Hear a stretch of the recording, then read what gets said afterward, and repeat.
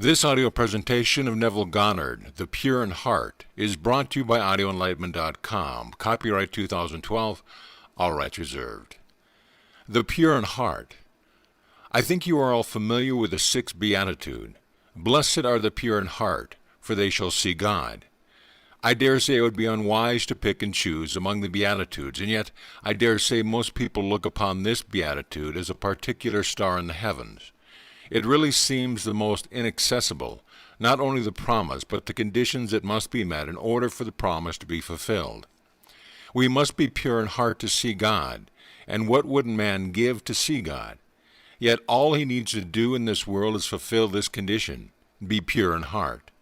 What do we mean by pure in heart? Just exactly what is it?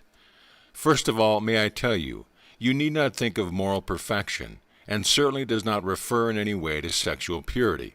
For we are told by the same one who uttered the beatitude that the harlot given to lust will go into heaven before the Pharisee.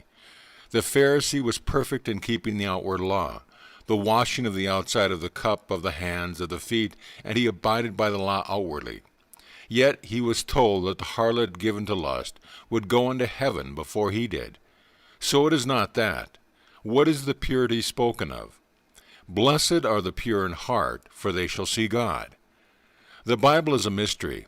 On the surface it seems simple, and anyone should be able to understand that simple statement. Well, the Bible is not that simple. So what is this purity, and what is the heart? The word pure is katharos, Greek, to cleanse, which means clear, unalloyed, pure gold. It was used on a tract of land completely cleared of all trees, no obstruction, none whatsoever. Here it is pure gold. To understand it, we must go all over the Bible to get it. In Psalm 73:1 we are told, "Truly God is good to the upright, Israel, to those who are pure in heart." So right away we set up Israel as the pure in heart. And then in the first chapter of John, Philip sees Nathanael, which means gift of God, and says, "We have found him, of whom Moses in the law and also the prophets wrote, Jesus of Nazareth, the son of Joseph." Nathanael looks at him, and at the moment is not quite sure that anything good can come out of Galilee. Jesus, looking at Nathanael, said, "Behold an Israelite, indeed, in whom is no guile." John 1:45-47. That is an Israelite, one in whom there is no guile, no deceit, incapable of duplicity. That is the true Israelite. That is the heart.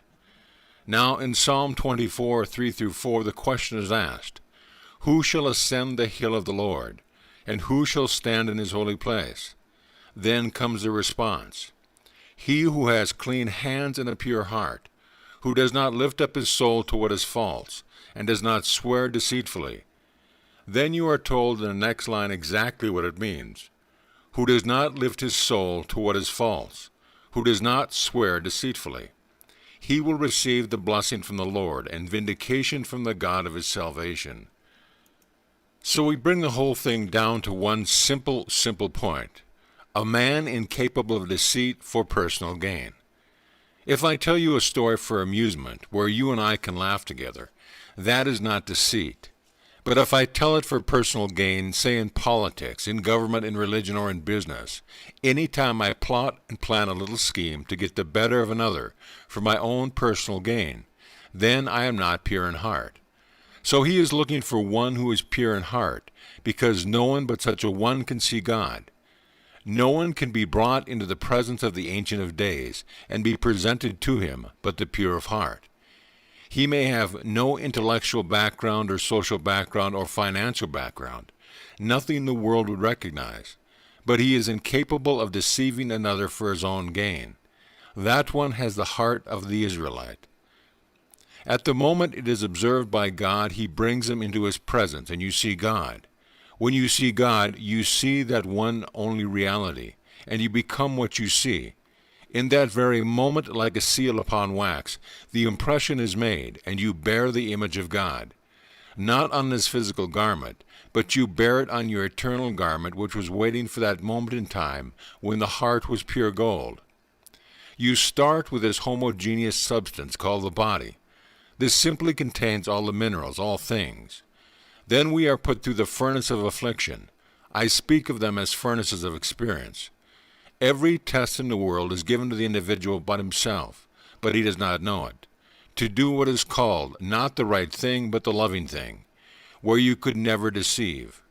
And when you have been put through all of these tests and you know in spite of your own poverty or need, you would rather die than take advantage of another, then the heart becomes pure gold. Only it can receive the imprint of the King of Kings. How he finds such a person, and this is the mystery. He has been looking and looking. He finds him, and he calls him David.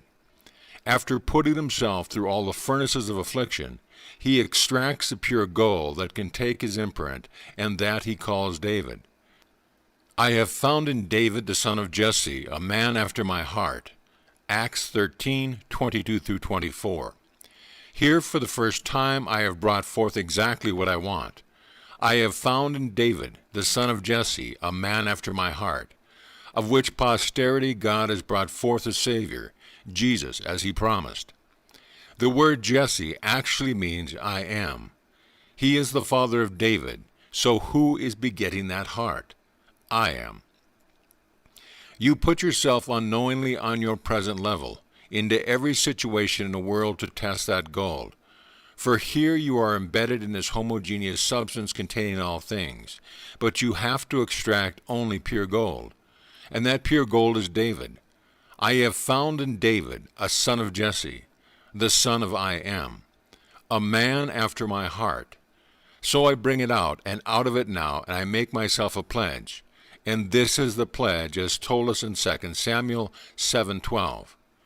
When your days are fulfilled, and you lie down with your fathers, I will rise up your son after you, who shall come forth from your body, and I will be his father, and he shall be my son. Now the process begins. He has found him, and found him is going to bring forth his own likeness. He has found David, his only begotten son, pure gold, and now God begins the process of making what he has brought forth into his own image. Let us make man in our image, after our likeness. But you cannot make man until you first produce this pure metal, this pure gold. So God became embedded in what is called a garment of flesh, and in it he moves through all the furnaces of experience, until he can produce out of it the pure gold, and then from it he now brings forth himself. He is going to make himself, and making himself, he is making us individually. Now, it doesn't make sense, but listen carefully. In Isaiah 44:28 we are told, "What is said of Cyrus is said of David."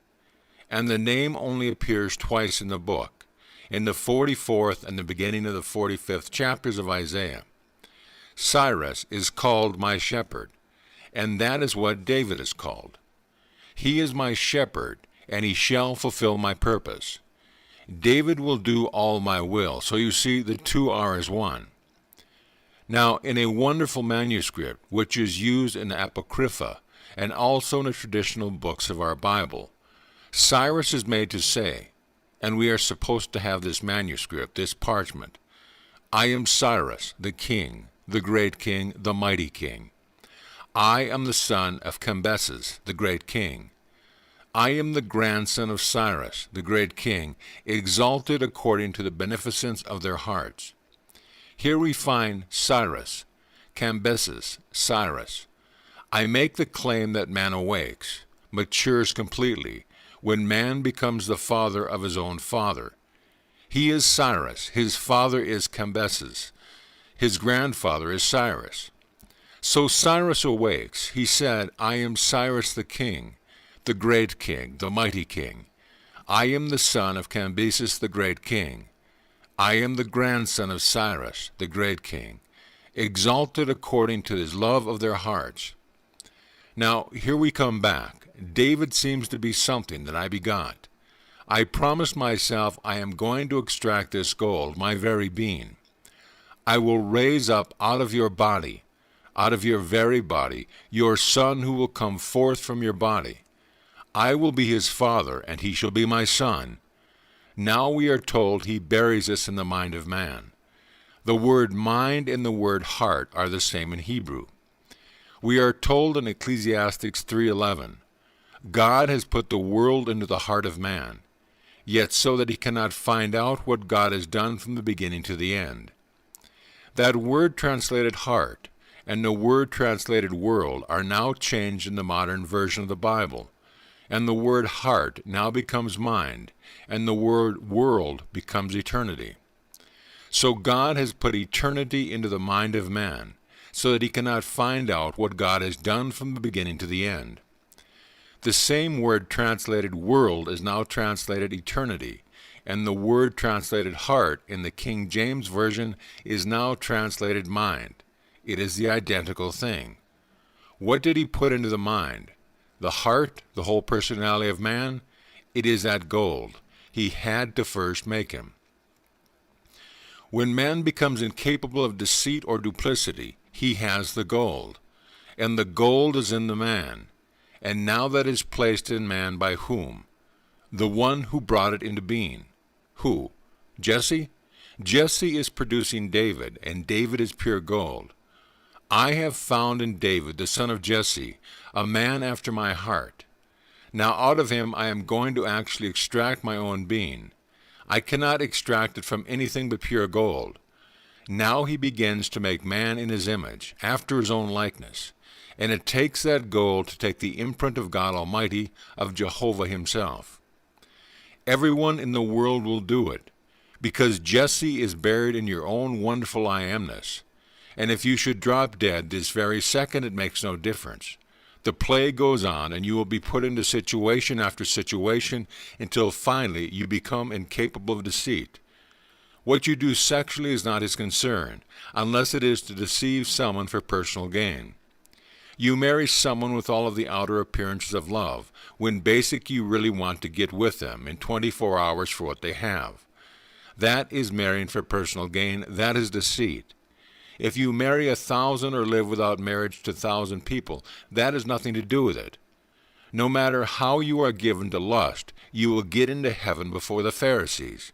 Matthew 21:30. In Matthew 21:28, the question is asked to lead up to it. I asked you a question, said he. A man said to his first son, Go into the vineyard and work. And he said, I will not. But afterward he repented and went into the vineyard. And he said to the second son, Go into the vineyard and work. And that son said that he would, but he did not. I asked you, who obeyed the will of his father? And they said, the first. I tell you, the tax collectors and the harlots will get into the kingdom of heaven before you. For you are like the second son. You say, I will do it, but you do not. The first one repented and said, I will not. But after repenting he went. He changed his mind. He did it. So everyone in the world is brought into these unnumbered situations where they are faced with it. And though you starve, you cannot take advantage of another. You would rather be dispossessed of everything in the world than take advantage of another for personal gain. Or go on all through the things in the world rather than seemingly dishonor anyone. You cannot do it. When man comes to that point, he is the pure in heart. It has nothing to do with the moral code of the world. Don't think of this in any way as moral perfection that is attained by an individual, and don't think of it as the world would naturally think of it as sexual purity. It hasn't a thing to do with it. It has all to do with duplicity. Can you really be double-minded and say one thing is promise when you intend another, which intention is to get a personal gain at the expense of another, whether it be a party, an individual, a family, or a government? So blessed are the pure in heart, for they shall see God. And that pure in heart is that when the gold is actually there, being put through the furnace of experience, and finally when I arrive at that point just say, let me die, but I cannot take advantage of another for personal gain. At that moment, and I am speaking from experience, you are taken into the presence of the Most High. From my experience, I go back to the days of deep depression. I did not know where to find a nickel. There is a lady in the audience tonight who, along with my wife, came to my very first meeting, and she knows the truth of which I speak. I would walk from my little place in the village in the hope of finding a friend 50 blocks away. I could not ride the subway. I did not have a nickel. I would walk these 50 blocks in the hope of finding a friend who would give me a quarter in the hope that I could eventually pay it back. I had 4 mouths to feed, my dancing partner and her parents. Could I find a quarter? I would buy some vegetables and a little olive oil, then walk back the 50 blocks. And many a days I could not find a friend who had a quarter. I would pass the places where these things were displayed, and I could not take one piece of lettuce. I could not take anything from these trays all exposed. I would go back hungry and tell them of my experience. But I could not lift a thing from anyone. It was theirs, not mine. I know exactly how these things work, and while I was in the state, when I was incapable of stealing, I could not deceive for personal gain.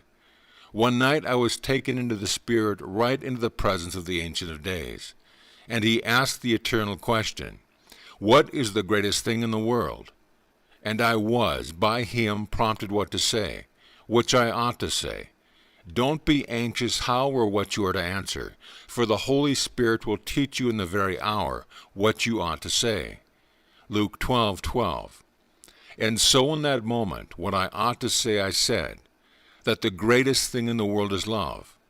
You could not steal from one you love. If you asked them for it and they had reasons for not giving it, you could not condemn them for their reason or their action or reaction. You accept it. So when you are brought into that state, it is because the heart is guileless. And so he finds an Israelite. Behold, an Israelite, indeed in whom there is no guile. No guile whatsoever. He is guileless, and then he can see the face of God. We are told in the same book, the 14th chapter, "When you see me, you see the Father." He saw the Father because he was without guile, and his face was unveiled. Now we are told in 2 Corinthians 3, "So take heart, no one will fail." We all, with unveiled face, beholding the glory of the Lord, will be changed. Or rather, it is said in the present active tense, into his likeness from one degree of glory to another by the Spirit. We are actually being changed by beholding the face, from one glory to another glory. It is actually the present active tense, being changed from one glory to another. We all, unveiled, beholding the Lord, are being changed into his image from one glory to another glory. So I tell you, don't despair. If today you think it is easier to get away with it than to face society, and you get away with it, do it. But tomorrow you will be faced with a similar situation, whether in this world of ours or another. For there are worlds within worlds, but you will not come out of the furnaces until the heart is pure gold. No one in the world gets away with anything, but no one. We are told in the 6th Beatitude, "Blessed are the pure in heart, for they shall see God." Believe it. Nothing but the unalloyed gold can come out. I love all the Beatitudes, but I must confess this one excites me. There are 8. If you read them one way or you read them another way, 9 and a maximum of 10. Some are inclined to read it as 10, as it gives them a feeling of a new Torah, a new 10 Commandments. It is stretching it a bit, but you can. But there are definitely 8. But it is a new code, a new law where causation becomes mental and not physical. You are told, you have heard it said, "Thou shalt not kill." But I say unto you, thou shalt not commit adultery. But I say unto you, any man who looks lustfully upon a woman has already committed the act in his heart. The whole thing is raised from the physical level of the Pharisee, where he does not do it physically, but he does it mentally, and it is raised to the level of the mind, where if you do it mentally, you have done it. To plot and plan to take advantage of another, and you restrain the impulse. You think of the consequence to yourself, your friends and family, and because you could not stand the embarrassment, if you were caught then, you restrain the impulse to do it. That was not good enough. You should not have entertained the thought. To entertain the thought is to perform the act with a new code. Unless you cannot even entertain the thought, if I contemplate an act and it seems pleasant, I might be inclined to do it if I could get away with it. But if I contemplate the act, along with the consequence to myself and others, and restrain the impulse if the act is to take advantage of another for personal gain, I am told that it is not good enough. Maybe you have had the experience, and you would rather die than steal. If you have not had it, may I tell you, you will not avoid it. Don't think that man is judged today because of his fabulous wealth. Sometimes I think that God starts on his play at the top of the ladder. All the honors given to the world, and they receive all the mortal honors, things that vanish, and how they love them. And then the play unfolds because they are not strong enough as yet to withstand the temptations, if they are up against the pressure of things, and if they have more than their own mouth to feed. When there are others that you love and they depend upon you to find the quarter, and you will not steal and come back without it, and you all have to amuse yourself with fun, just simply play the game until a moment in time when pure gold comes out and he found David. Having found David of pure gold, he sees David in you, and out of you he brings himself. Who was the being he is bringing out of Jesse? Who is Jesse? He is the father of David. He is pulling Jesse out of his own being, and Jesse is I am, who is the only one he placed in the mind in the beginning. In the beginning was when the gold become pure, unalloyed gold. He leaves it in the mind of man, and then he pulls out his own image, and the image is Jesse. For his name is I am, and Jesse's name is I am. And Jesse is the father of David, so he pulls himself out of himself, and he sets up in himself a son called David, pure gold, a man after my own heart. This is the mystery. It is not the easiest thing to reveal. May I tell you, it is the most glorious thing when you contemplate it. Here God himself, and his name is I am, decides to take his own being and bring forth himself, the image of himself. He sinks himself in this we call the tent. In the Bible it is called a tent of flesh and blood, all the passions, this complete state that contains everything, all the metals, all the fires of the world. He cannot use them. He has to extract them from the pure gold, and that pure gold is David. He cannot start his work until he brings David out. He brings David out, only David. I have found in David, the son of Jesse, a man after my heart, who will do all of my will, and I will bring forth from him a Savior, Jesus, as I promised. So he starts the work of bringing him forth, and he brings forward himself the father of David. He first creates David, Psalm 2:7. Thou art my son. Today I have begotten thee. Out of this I am going to bring out that which is my own being, and he brings his own being out, who is the father of the son, and that father is Jesse. He is the father of David, and Jesse is I am. All of a sudden this begins to unfold within you, but it will not start until you reach that point where the pure gold is producing in you through all the fires of experience, where you are guileless. Let no one tell you that your excessive energies expressed in anything in this world are wrong. They are not wrong unless expressed falsely. Let me quote, "Who will ascend the hill of the Lord, and who will stand in this holy place? He who has clean hands and a pure heart, and does not lift up his soul to what is false, and does not swear deceitfully." Any deceitful act on your part, and there are still more fires you must pass through and experiences you will pass through until you are faced with everything, with all the world against you. You cannot violate your code of guilelessness. You find when you cannot raise a finger to take anything, then that heart is the heart he is looking for. Now he starts to mold it in his own image, as in the first chapter of Hebrews, and it takes on the imprint of God himself. So don't be concerned it will work, because the one who does it is doing it in you, your wonderful I amness. That is the great Elohim who sank himself in you, and began the process of extracting pure gold, that he may work on it. This gold, to mold his image upon it, and that is you. So you believe it. Read the 24th Psalm. It is a short one, but what a beauty. The earth is the Lord, and the fullness thereof, the world and those who dwell therein. It tells who you are. For right now you are going to come into his presence, if you are one who cannot lift up your soul to that which is false. And he tells you who he is. The earth is the Lord's, and the fullness thereof. You will find it one day. The whole vast world is yours. You are heir to it. Then if you can fit that bill where you can rise into the presence of the Lord, it is because you do not swear deceitfully, regardless of the temptation. Then you are brought, and when you take off this little garment, after that moment in time you will take it off for the last time. Then you will read in that wonderful 5th chapter of 2 Corinthians what is waiting for you, what body of glory is waiting for you, and so you will fit it. It is all perfect. But don't despair and don't be concerned. You will not fail. No one in the world will fail. If today we seem to be on different levels, forget it. We will all pass through similar levels, moving to the time we will be fitted to come into the presence of the Holy of Holies. Who will stand in his holy place? You will. When you stand there, you will see him, and you will be just like him. You will take the imprint of the being you behold, and at this moment you become one with the being you behold.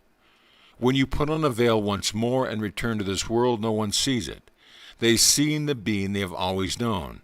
You are veiled as all are veiled, but when it is taken off after the experience, it is taken off for the last time. So when we are asked the question, after the statement is made that the foxes have holes and the birds of the air have their nests, but the Son of Man has no place to lay his head. The Son of Man is waiting for just such gold in the heart of man, because literally a nest means this moving tabernacle, this thing called the flesh. He is waiting for it to be just right. And when it is right, when he least expects it, he is taken to the presence, where he receives the imprint, like a seal of wax, and he returns once more veiled, and no one knows him. He knows what he saw, and he knows what he became at that moment.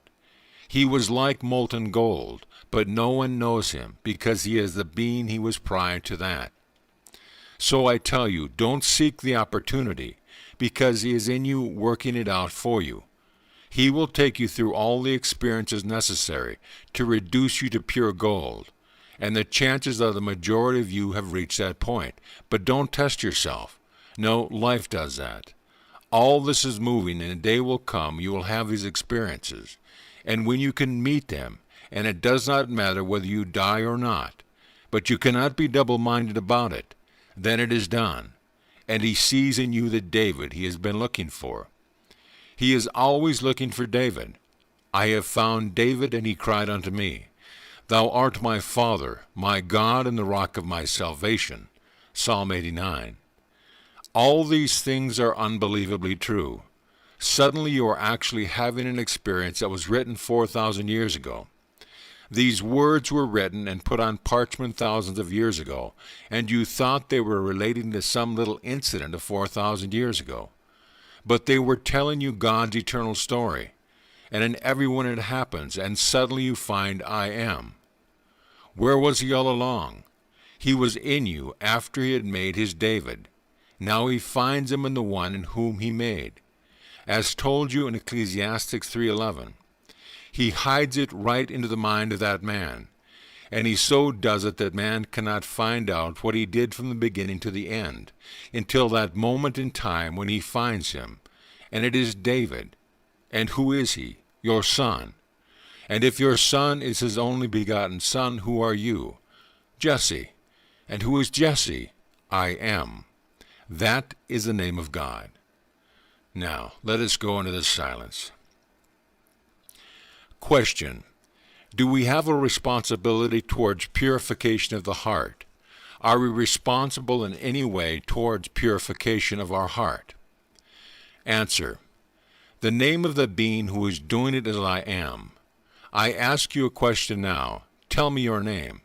You would first respond, I am, before you would give me the name, don't you?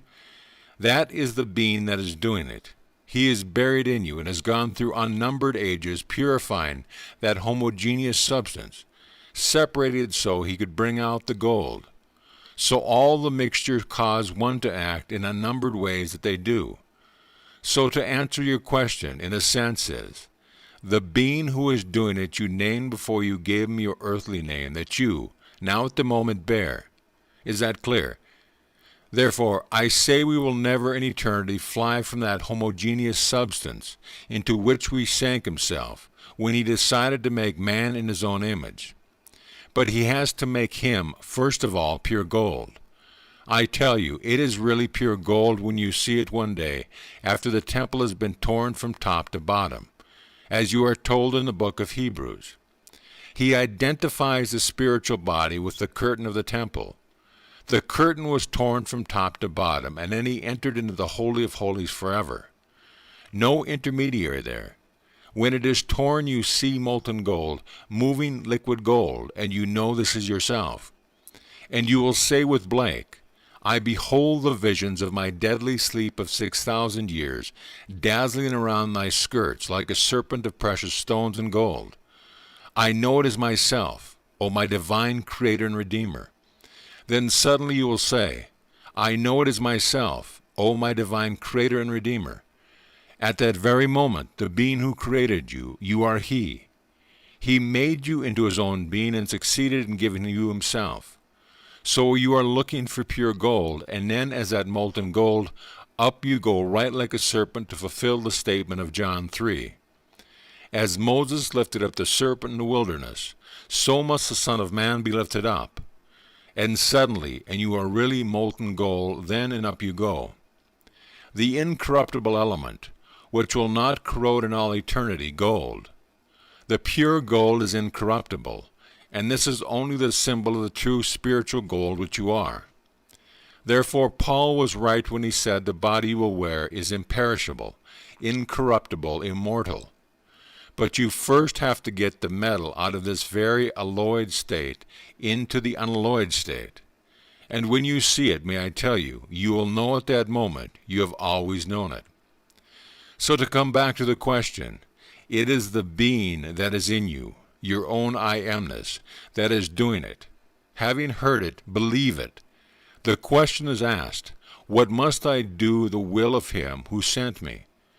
What must I do to do the works of him that is called God? Believe in him, who he has sent. Believe it. It is true. I am speaking from experience. None of this is theory. All I have told you this night I have experienced, and so the great I amness sank in us is God, the Elohim, Genesis 1:26. Let us make man. Us is plural, and the word Elohim is always plural, like the word gods, in our image, after our likeness. Well then, he sinks himself in us and forgets who he is, and the journey begins, and he is burning himself. And finally he reaches the point, and bear in mind, don't forget what I told you tonight. It has nothing to do with the sex angle. What you do in your life sexually, I do not know or care, and God doesn't. Maybe some moral angel, who cares? But that is not God, and so it is not that. That is not your judge. It is not any moral purity, as the world understands that word.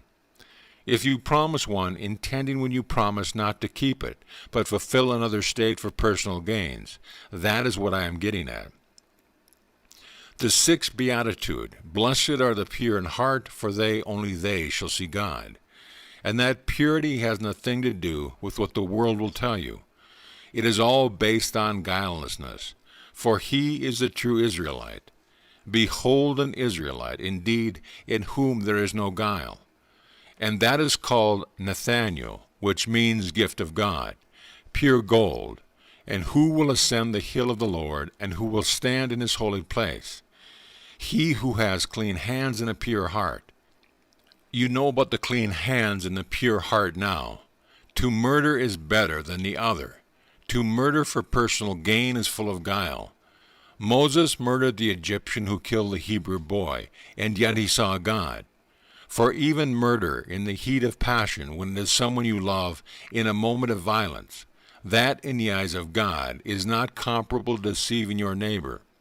If you murdered for personal gain, as some do, as many do, and you go into battle, and those who plotted and planned the destruction of millions for their personal gain and their individual governments, But in the heat of battle, as we are told, Moses murdered the Egyptian when he had killed the Hebrew boy. Yet Moses saw the face of God. David was chosen, yet he slew Goliath. So deceit is that one little bit of alloy left among the gold that must be burned away before it becomes unalloyed gold. This seems to be the most difficult thing when man is under pressure to eat, to pay rent, to do these things, that he would take from another for personal gain. That is what is called guile in the Bible. That person cannot see God. They cannot see God, and they cannot receive the impression of God. He cannot make you into his image. When you are brought into his presence at the very moment, it is like a seal upon wax, and you are one with him. You take on the whole impression of God. Forever is your immortal body, your indestructible body. You cannot be brought into his presence until you are pure gold in his eyes, the one he calls David. You dwell upon it and upon the answer to the lady's question. Who is doing it? I am doing it. He dwells in you. End of questions.